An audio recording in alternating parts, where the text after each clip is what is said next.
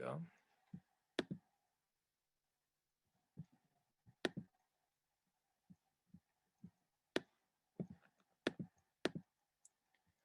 All right, so this is a ancient Sanskrit sutra coming from the Charaka Samhita.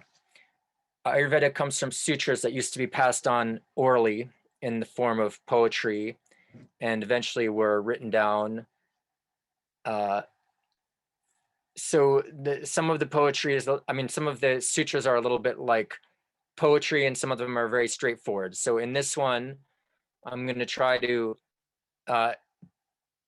relay it in the traditional way, which is the form of like a song or poem. Akshanan manasajanesya abhabhava evava sati atma indrayartanam sanikarshena eva vartata.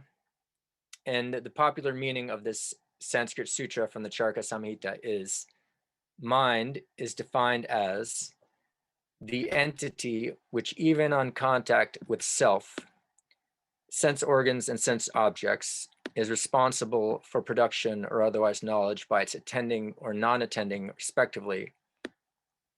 Subtleness and oneness are known as two qualities of mind. So after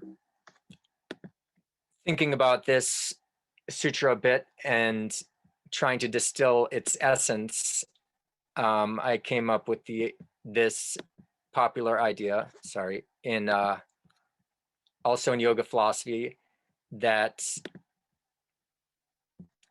the mind is the in-between channel between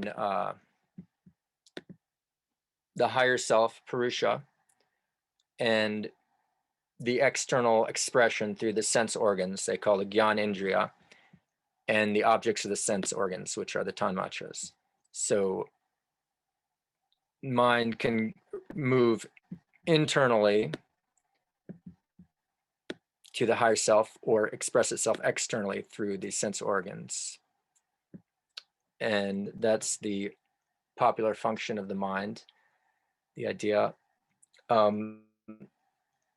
Generally in Ayurveda, there are two main streams of thought. There's like the traditional approach where everything is, exactly from sutras, and all the Ayurvedic formulas are exactly as best as they can be from the sutras, the classic sutras.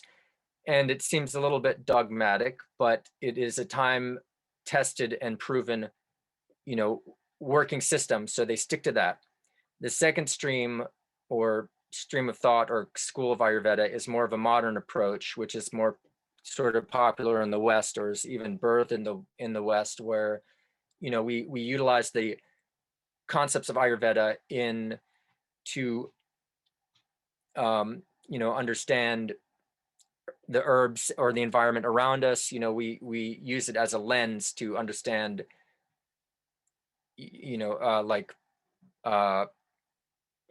tailored to the modern age, to understand the herbs in our environment, the foods or diets that may not have been mentioned in the classic sutras. And so it's adjusted in that way. And they also incorporate the philosophies of yoga and related philosophies. It's kind of been, assimilated in a way.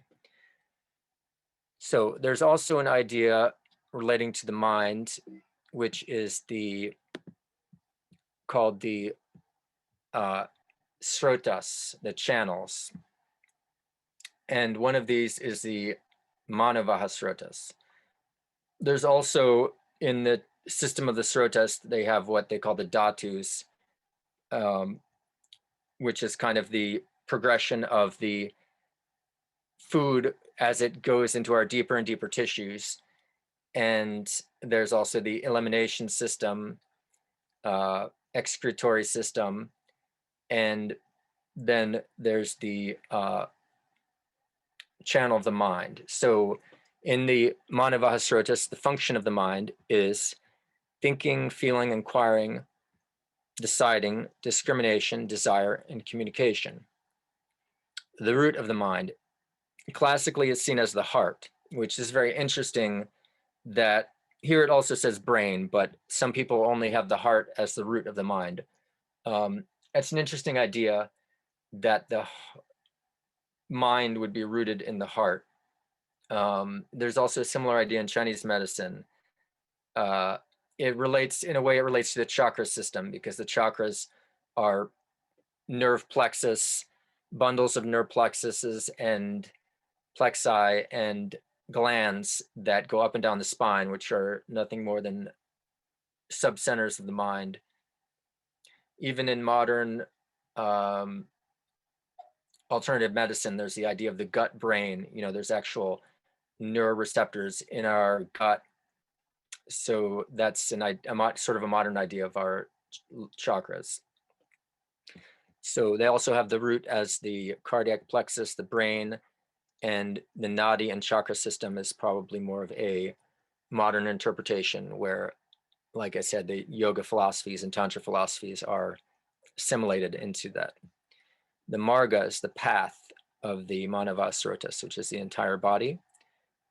The mukha, opening, which are the sense organs, the indriyas, ears, nose, skin, tongue, and eyes. Then there's the avayana. It's translated as organs, but in this context, it's more of like a related body part: facial expression, eye movement, manner of speech. Causes of disorders: stress, trauma, unresolved emotions, lack of sleep, and drugs. Then the signs and symptoms, in Sanskrit called lakshana: clinical mental disorders, abnormal facial expressions or abnormal body language, excessive fixation on past and future. That sounds like neurosis. So this, a little above the cause of disorders, is the first one is mentioned as stress. And that's a huge topic these days on as the root cause of so many disorders. So I'm going to go a little more deeply into stress. So in this context, there's 4 main types of stresses, and there's a lot of subtypes of stresses under that, which can affect us. Physical stress: injury, so something external cause; overexertion, which relates to exhaustion; exposure to pollution or poisons; illnesses or infections caused by bacteria or viruses. That's a big topic these days. Hormonal imbalances; and diet. And when I say diet, that's relating to the subject that Dr. Dharmavedananda talked to in the last conference, which is all about our relationship with food, and that the disorders that come of that can cause us huge amounts of stress. Second is the psychological stress. So emotional stresses, like, for example, there may be a fear complex, that's really not something, it may or may not be from something real, which is also relating to neurosis, the second one, and fears and phobias. The third is physico-social stresses. So relationship, when it says relationships, it could be a boss who causes us a lot of stress, a friend or an enemy or some kind of close relationship, marriage difficulties, loss of a loved one, or isolation. And again, that one is talked about a lot these days with this lockdown situation. Fourth, psycho-spiritual stress. This is interesting because in our yoga philosophy, there's the idea that having a spiritual fulfillment is one of our core needs or necessities. So here it says a crisis of value, meaning and purpose, lack of deep or lasting satisfaction and fulfillment, misalignment with one's core beliefs. So it's almost like the interpretation of dharma as being our, life's path or our calling in life, or, it's, if we're missing that, can cause us a deep stress. And I would also like to mention that there's what they call a top-down approach and a bottom-up approach. So the top-down approach is like the psychological factors affect our physiology. Like, for example, if we have a mental or emotional complex like depression, then we overeat or eat bad food combinations or binge eating, and then we get a lot of stress through that and depression. And yeah, so it sort of ripples down. Then the other is the bottom up approach. So the idea that our physiology affects our psychology. It creates that kind of stress in our mind or our nervous system. So if we have, a trauma, a disease, or, if we have a digestive problem, then that can cause us a stress in our mind.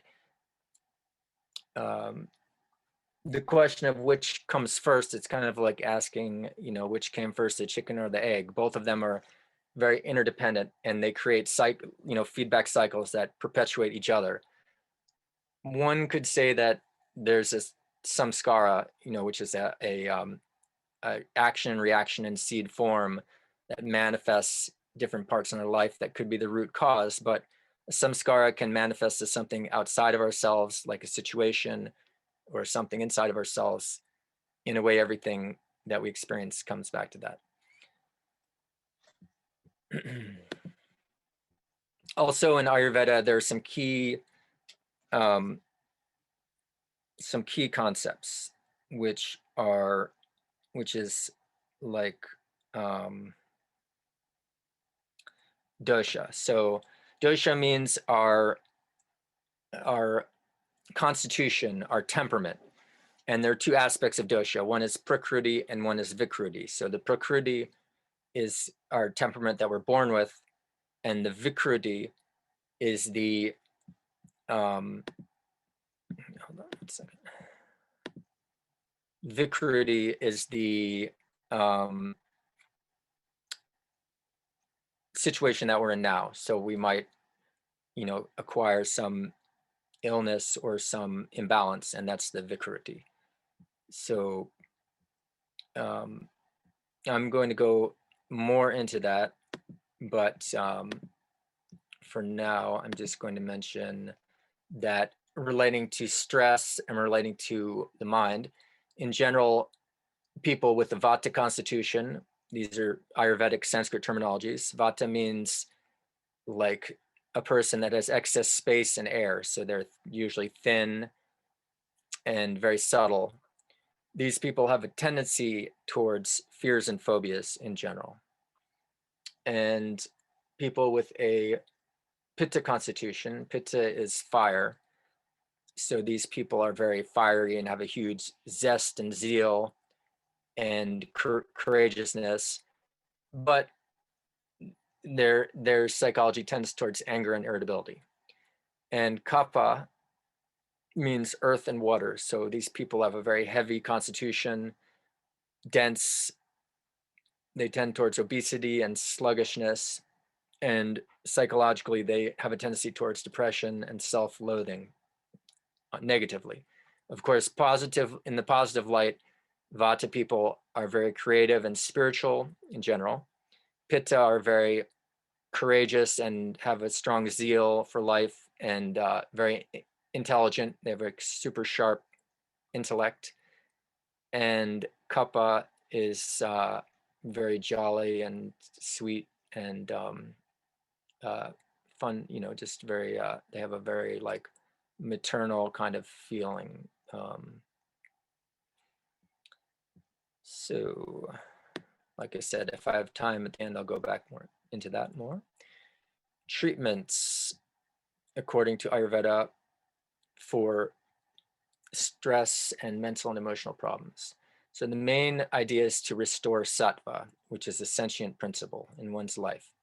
And for that, the most important thing is what they call dinacharya. Dinacharya is a healthy daily routine. It's usually tailored differently for different types of people, but some common threads are like, you know, having a healthy routine, waking up early, um, bathing, doing yoga, meditation, healthy diet, exercise, any kind of routine which is nourishing and energizing. But the thing about routine is doing it regularly every day, not just once in a while.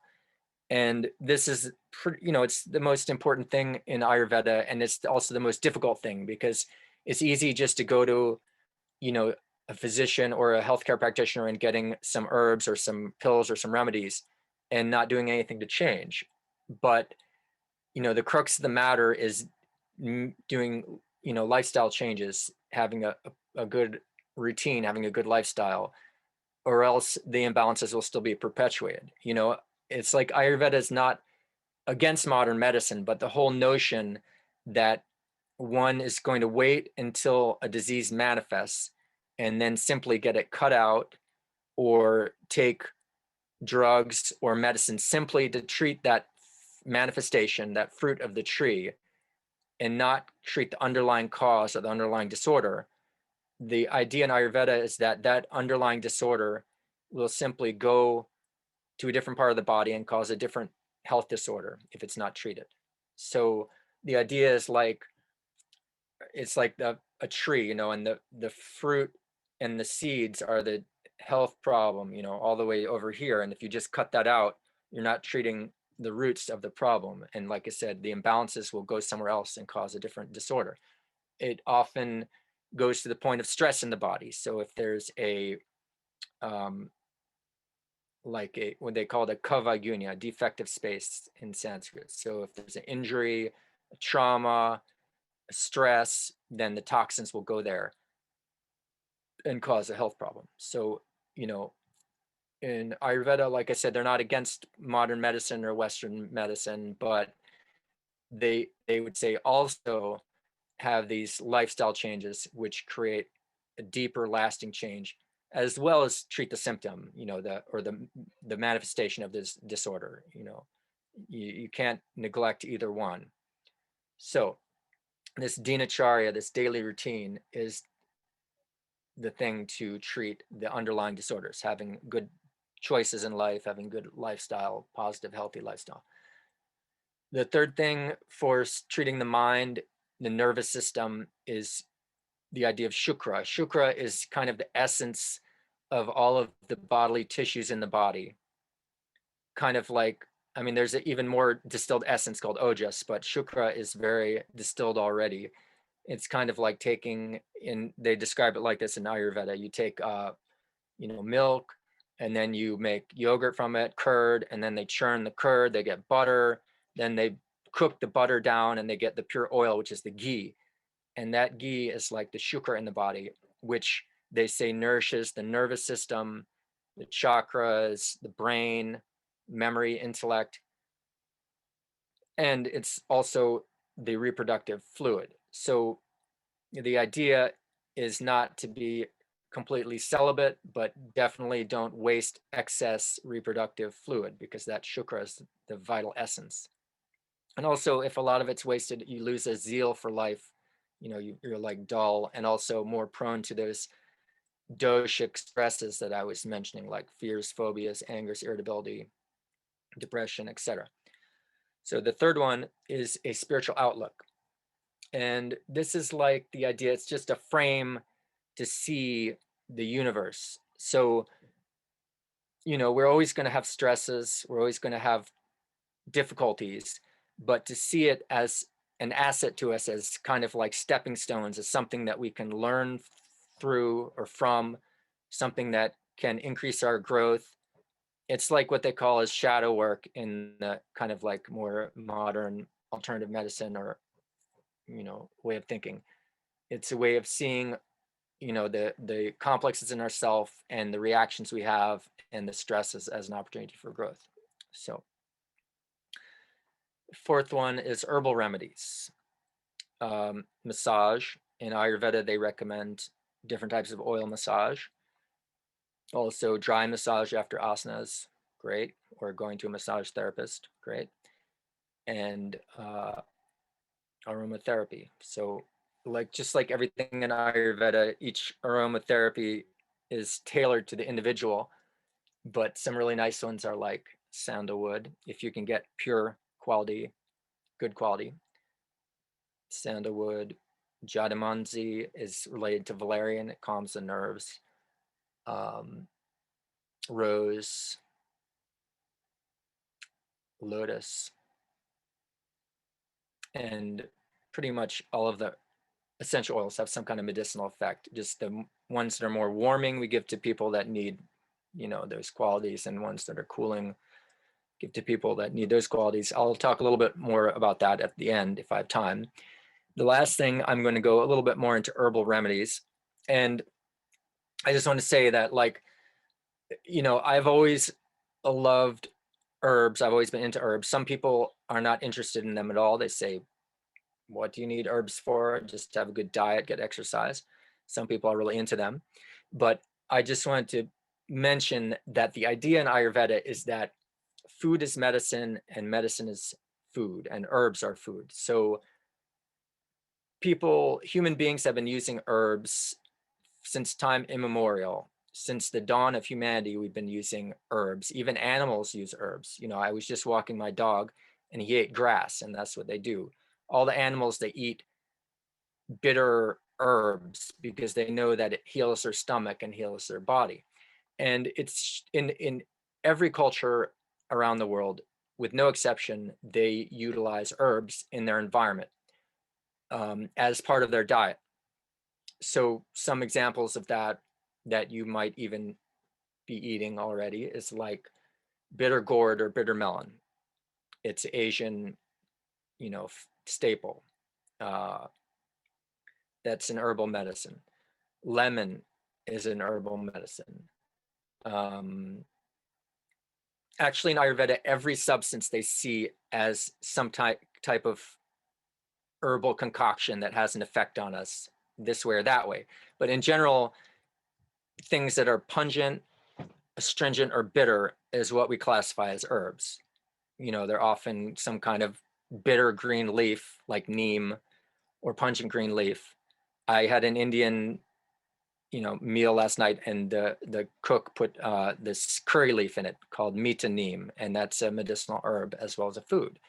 So like that, the herbs should be incorporated into our routine, whether you take them as teas or on the side, or before meals, after meals. All the spices in our kitchen, all the seasonings, even the salt has some kind of medicinal effect on us.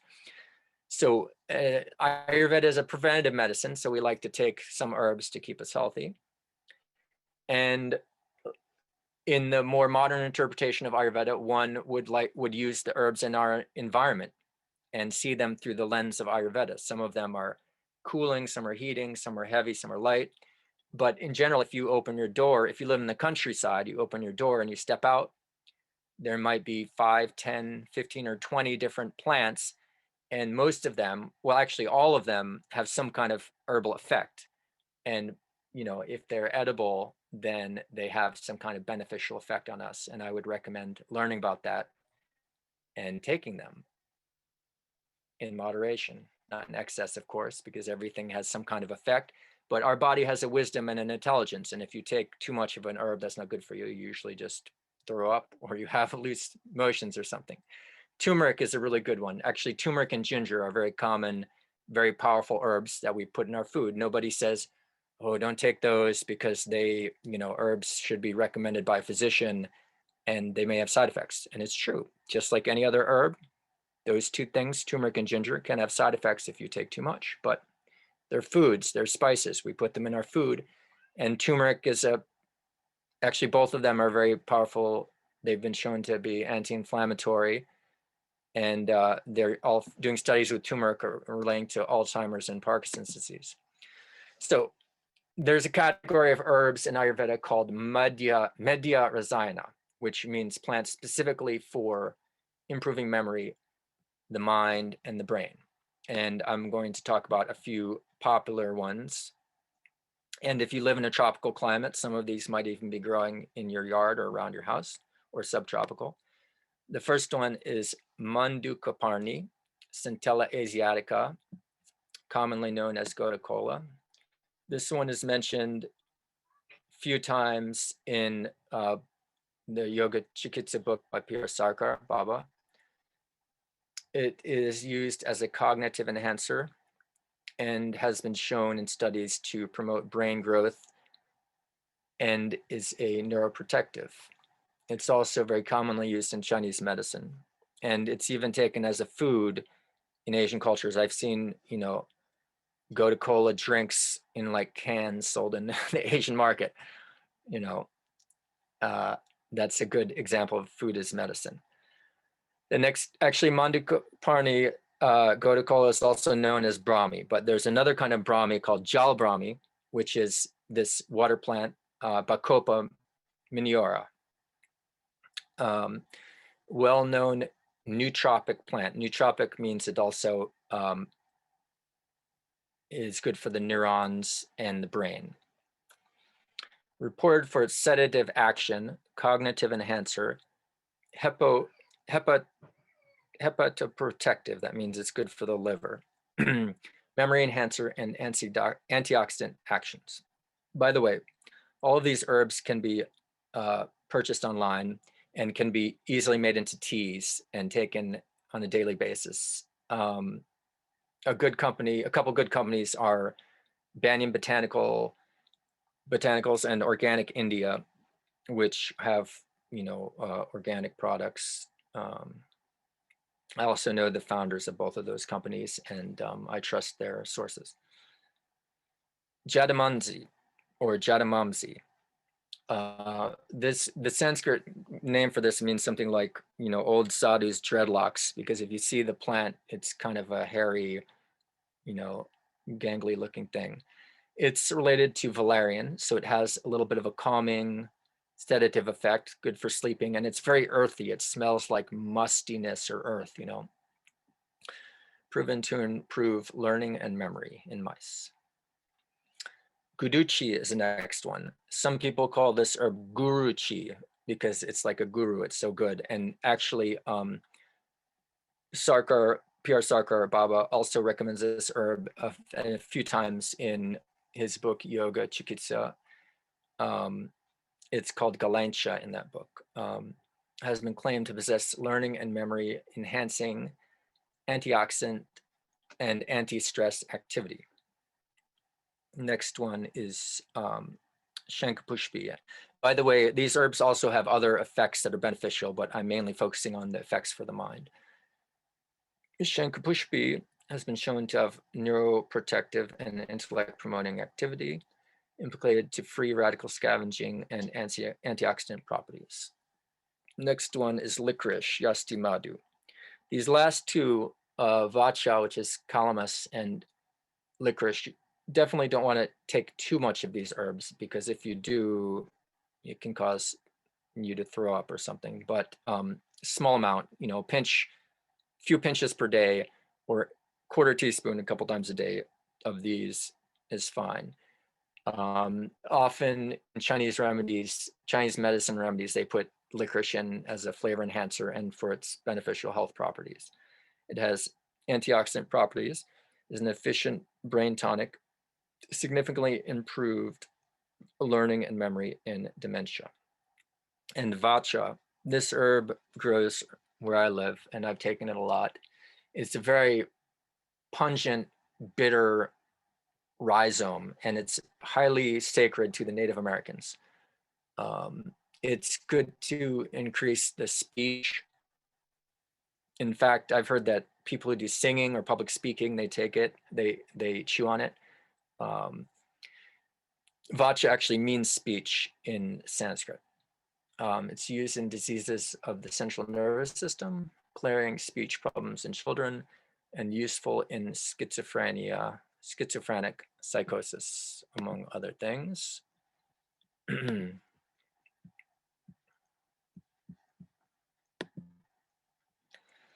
So, Didi, or anyone else, how am I doing on time? Because I set my timer a little bit late, so I can go back into some of these subjects a little more deeply.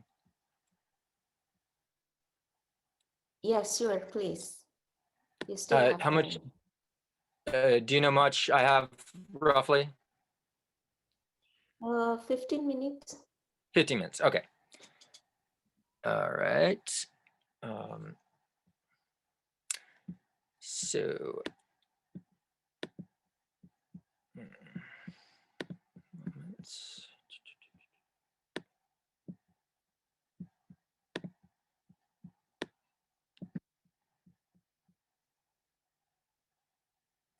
okay. So I'm going to talk a little bit about some of the more basic concepts of Ayurveda, going back to the idea of dosha and prakriti and vikruti. So the concept in Ayurveda is that prakriti, I don't really have the rolling of the tongue, you know, it's that r sound in Sanskrit. Prakriti, or prakriti, is the constitution that we're born with. And there are three factors which create our prakriti. One is the condition of the womb. So say the mother drinks alcohol, which she shouldn't do if she's pregnant, the baby may have liver problems when it's born, or jaundice. Or the mother gets craving and eats a huge amount of sweets, you know, tons of sweets, and gets, you know, diabetes. The baby also might be born with, you know, blood sugar problems or pancreatic problems, something like that. Also, all right, that's one factor for prakriti. The next is the dosha of the parents. So if both of the parents are kapha people, which means they have heavy constitution, excess of earth and water, then most likely the child will be kapha. If both of the parents are vata, or, you know, most likely the child will be vata. The third factor is samskara. So based on the past life samskaras, that has an effect on, a huge effect on our situation, you know, what we come in the world with when we're born. So, you know, there might be a strange birthmark that the child has, or a cavity in the chest, or something, heart problem. It could be relating to samskara from the past life, which we've forgotten about. Then there's the concept of vikruti. So the vikruti is the current situation we have now. So based on all the factors, the four types of stresses that were listed, or our lifestyle, or our environment, our relationships, that relates to the current health problem we have now. So vikruti is like our imbalance. Actually, the word dosha means imbalance, but in the context of prakriti, it means our original constitution. Prakriti means nature, and, you know, with Purusha Prakriti. So in Ayurveda, they have quantified the 5 elements. They see the whole universe first as the 3 Mahaguna, Sattva, Raja, and Tama. And then there's the 5 elements, the you know, space, air, fire, water, and earth. And everything is kind of a combination and permutation of these 5 elements, 3 gunas, and then they also have other 20 qualities below that. But generally, people, you know, there's a lot of self-knowledge in a way, not self-knowledge as in enlightenment knowledge, but as in how the universe affects us by understanding our own prakriti and vikruti, you know, our own nature. So if some, like I was mentioning before, if someone has excess of space and air, they have a very light body frame, they have a vata body type, and they tend towards certain health problems related to vata, like ungroundedness. They tend to have dry skin, popping joints, very ungrounding fears and phobias, and they often have digestive problems like gas, constipation, and that gets aggravated when they travel. You know, might not even have a bowel movement at all when they travel, because the colon gets ungrounded and imbalanced and kind of seizes up. Then the and like I said, there's certain health problems that relate to that dosha. They also, the funny thing is that each of the 3 main body types, vata, pitta, kapha, each type of person gets attracted to things that imbalance them. So Vata people, they love things that imbalance them. They like having an irregular lifestyle. They like, just instead of having an actual meal, they like just snacking here and there, irregularity, chaos. Um, they uh, they like to have foods that imbalance them. So like too much raw food, too much fasting, too much cleansing. They need grounding, and they get so much air and space. They love that feeling because it's very spiritual of having the ether, the akasha, and the vayu, but they just get so ungrounded that they can't really exist in the physical world. They can't adjust to the physical world. They want to like live on the outskirts of society, join a community or an ashram or a rainbow gathering or something, and have nothing to do with society because it's too harsh and crude, and they're so subtle. Or they might be like affected by the electromagnetic frequencies because they're very subtle. So that's seen as an imbalance in Ayurveda. In the spiritual sense, it's in a way it's moving towards enlightenment, but if it's not grounded, then it can cause all kinds of health problems and psychological problems. So then the next body type or constitution is Pitta, and they're mainly fiery. So it's also fire and water because the actual substance in the body is relates to acidity, but their their personality is very fiery. They're proportionate, they're muscular, they often have a red flush to their face, bright light hair, light eyes. Even I've seen Pitta people in a culture like India or Indonesia or whatever, that where they don't even have any blonde hair or blue eyes. They'll dye their hair blonde or red. It's an expression of fire. They just emanate it. They'll wear clothes that have like flames on them. They're very competitive, they're very smart, they have a sharp intellect. They often wear glasses because they burn out their Pitta. um, and they have certain imbalances, like the skin is an organ relating to Pitta, so they have skin rashes, oily skin, uh, and psychologically they tend towards anger and irritability. And just like the Vata, the Pitta is attracted towards lifestyles that imbalance them. So they're the type of person, if you've ever heard of someone like this stereotype person that says, I have to have my meat and potatoes or my beer every day, that's a Pitta person. They love things that increase more fire in them. Or like the person that's always going for the hot, spicy food, the oily food, the green chilies, just eating them whole. Like, this isn't hot, and you can see like smoke shooting out of their ears.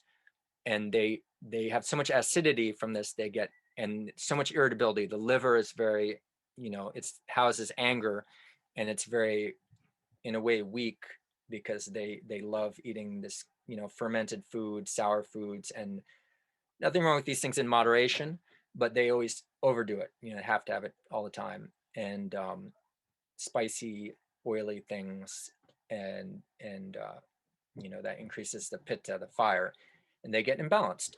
And then with Kapha, the earth and water, these people have a slow metabolism.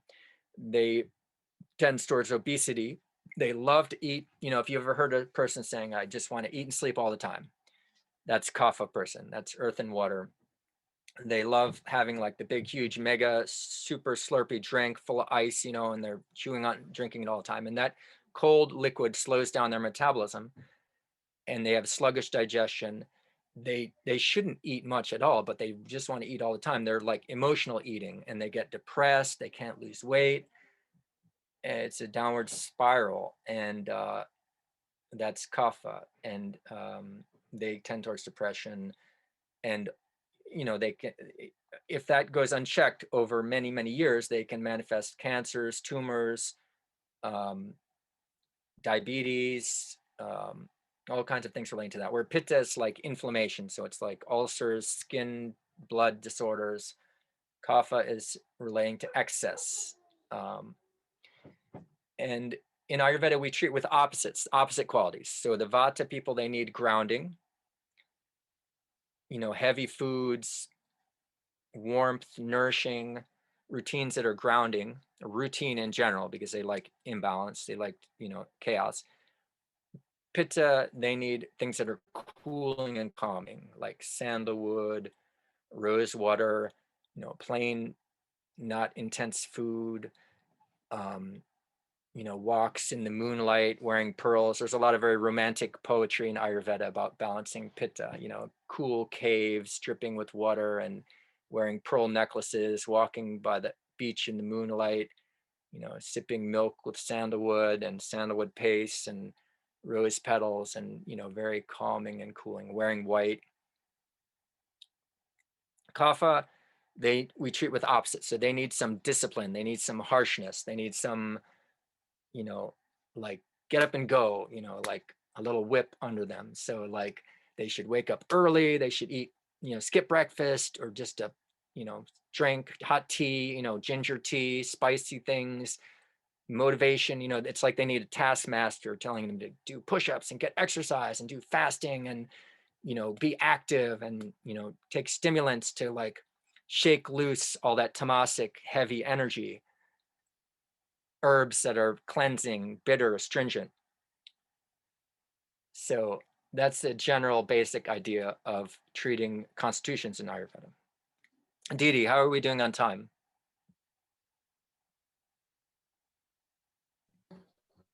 Yeah, do you still have anything? You have a 4 minute left now. Yeah.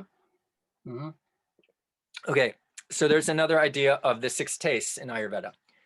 Like I was mentioning before, the kind of modern interpretation of Ayurveda is like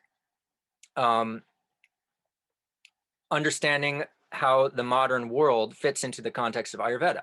And for substances that we take in our body, including food and herbs, it's very important to learn to know about the six tastes. Even just knowing the taste of something, you can understand partially how it affects you. There's also like qualities of it, of the substance, whether it's hot, cool, heavy, or light.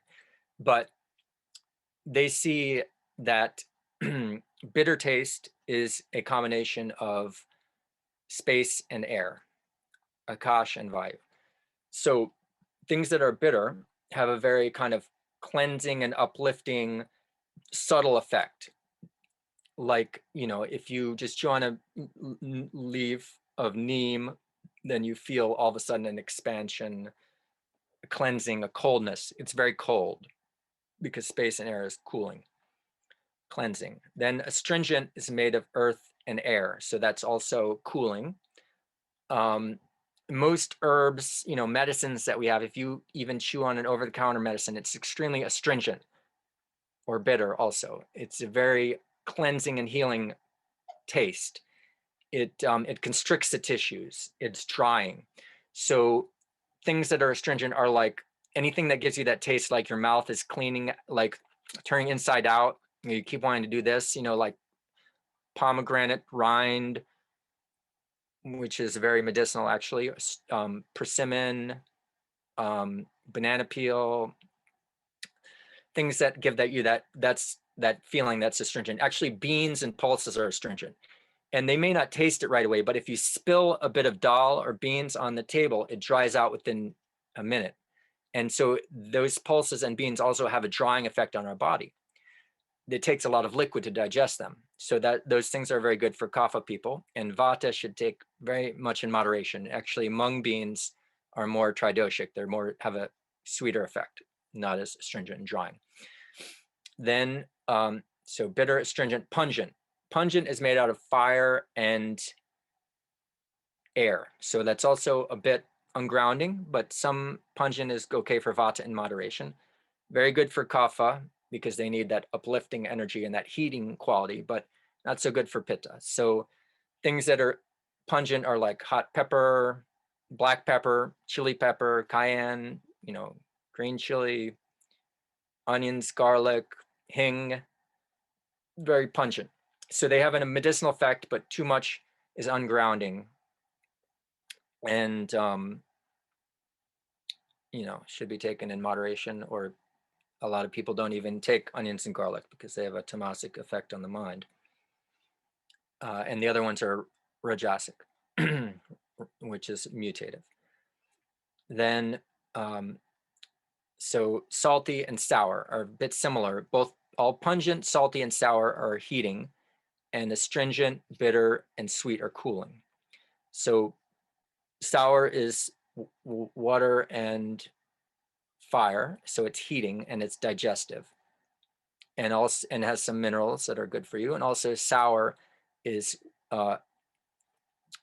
earth and water, earth and fire, so it's also heating and digestive and cleansing and hydrating and warming.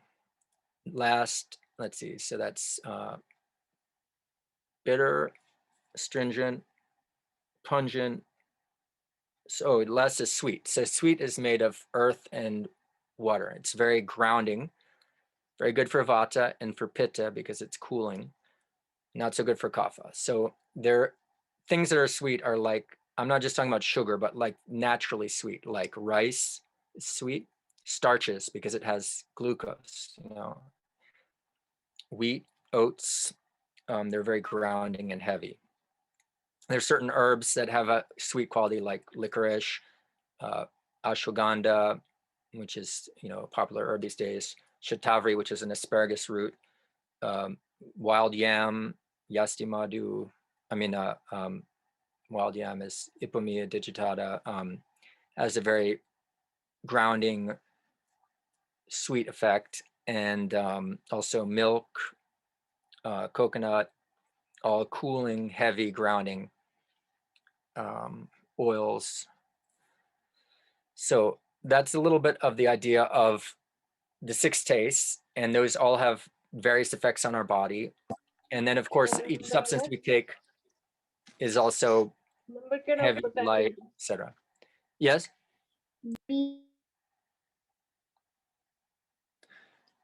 Seems like my connection is getting a little strange, but anyway, I think my time is done. So I'm going to give my namaskar and thank you for lending me your ear. And there'll be a Q&A later. Ayurveda is a very vast subject, so I just touched on a few different things. So thank you very much for your time. And like I said, giving me your attention. Namaskar.